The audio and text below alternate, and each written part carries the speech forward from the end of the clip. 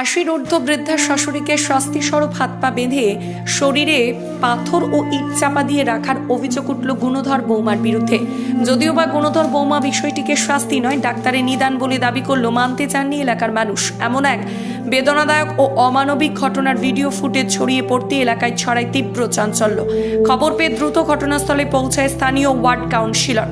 বিষয়টি জানতে চাইলে অভিযুক্ত বৌমা ঝর্ণা দাস জানান, চিকিৎসকের কথায় এই কাজ করেছে, এটা কোনো মতেই শাস্তি নয়। যদিও বা কোনো চিকিৎসকের পরামর্শে কাজ করেছেন তিনি তা জানতে পারেননি। বিষয়টি জানাজানি হতেই সন্ধ্যা থেকে কাতারে কাতারে মানুষ ভিড় জমাতে শুরু করে নবদ্বীপ পৌরসভার 5 নম্বর ওয়ার্ডের প্রতাপনগর শিমুলতলা এলাকায়। খবর পেয়ে সংবাদ মাধ্যমের কর্মী ঘটনাস্থলে পৌঁছালে তার ভুল হয়ে গেছে বললেও পুরো বিষয়টি চিকিৎসকের পরামর্শই করা হয়েছে বলে পরিষ্কার জানান তিনি। এদিকে প্রতিবেশী এক মহিলা 80 ঊর্ধ্ব বকুল রানী দাস নামক ওই বৃদ্ধাকে উদ্ধার করায় গুণধর বৌমা তার উপর খড়গহস্ত হন বলে অভিযোগ। একবিংশ শতাব্দীর দোরগোড়ায় দাঁড়িয়ে এমন এক অমানবিক ঘটনায় হতবাক সভ্য সমাজ। এ বিষয়ে স্থানীয় কাউন্সিলর সমগ্র ঘটনার বিষয়ে কি জানালেন শোনাবো।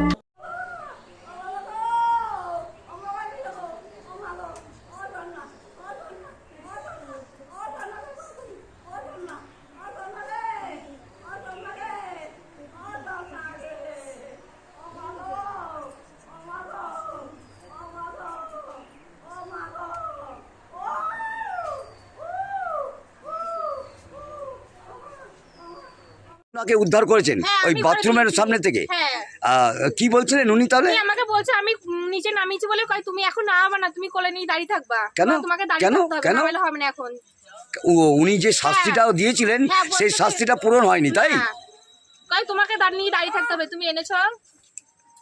ওই যে মহিলা যিনি মানে বৌমা, তার নাম কি জানেন? না আমি জানি না। আচ্ছা, এটা কোন পাড়া? শিমুলতলা। এটা শিমুলতলা। আপনার নাম? আমার নাম জবা সরকার। এটা কখন হয়েছে ঘটনাটা? আমরা এসে 7টার সময় এসে দেখি উনি ওখানটায় বসা আছে ওই বাথরুমের সামনে। বাথরুমের সামনে অন্ধকারে।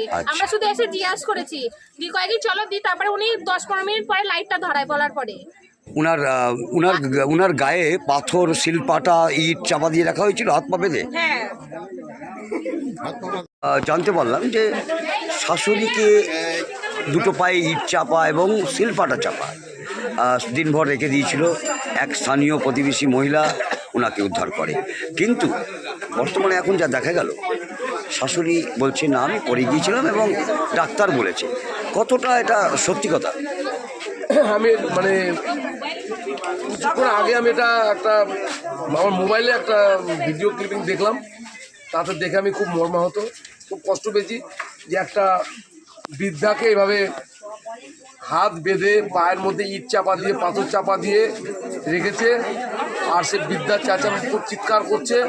দেখে খুব খারাপ লাগলো। খোঁজ নিলাম কোথায় বাড়ি, জানতে পারলাম যে আমারই 5 নম্বর ওয়ার্ডের এই শিমুলতলা অঞ্চলের বাড়ি। আমি আমার এলাকার মা বোনেদের নিয়ে এসেছিলাম। মহিলাকে জিজ্ঞাসা করলাম, মহিলা পুরো অস্বীকার করলেন। প্রথমে এমন ঘটনা হয়নি। যখন তাকে ভিডিওটা দেখালাম, ভিডিও দেখার পরে বলছে এটা আমি চিকিৎসার জন্য করেছি, ডাক্তার বলেছেন। কোন ডাক্তার বলেছে তখন চুপ হয়ে যা, বলতে পারছেন না। পরবর্তীতে উনি শাশুড়িকে যেভাবে শিখিয়ে দিয়েছে, বৃদ্ধা মানুষ হয়তো নিরাপদে মানে থাকার আতঙ্কে ভুগছে আমার মনে হচ্ছে। এই ভদ্রমহিলাও হয়তো তাকে শিখিয়ে নিয়েছে যে তুমি এই কথা বলবে, কেউ যদি জিজ্ঞাসা করে, হতে পারে। আপনি এই ওয়ার্ডের কাউন্সিলর? আমি ওয়ার্ডের কাউন্সিলর। কিন্তু যদি ঘটনাটা সত্যি হয়, এর থেকে মানে দুঃখের কিছু আর নেই। মানে একটা অমানবিক ঘটনা। এবং আমি বলবো যদি ঘটনা সত্যি হয়, ওই মহিলার অর্থাৎ বৌমার কঠিনতম শাস্তি হওয়া প্রয়োজন, শাস্তির দরকার। এবং আমিও সেই শাস্তির দাবি করছি। আপনার নাম? আমি ওয়ার্ডের কাউন্সিলর, আমি ঝন্টুলাল দাস, আমি ওয়ার্ডের কাউন্সিলর।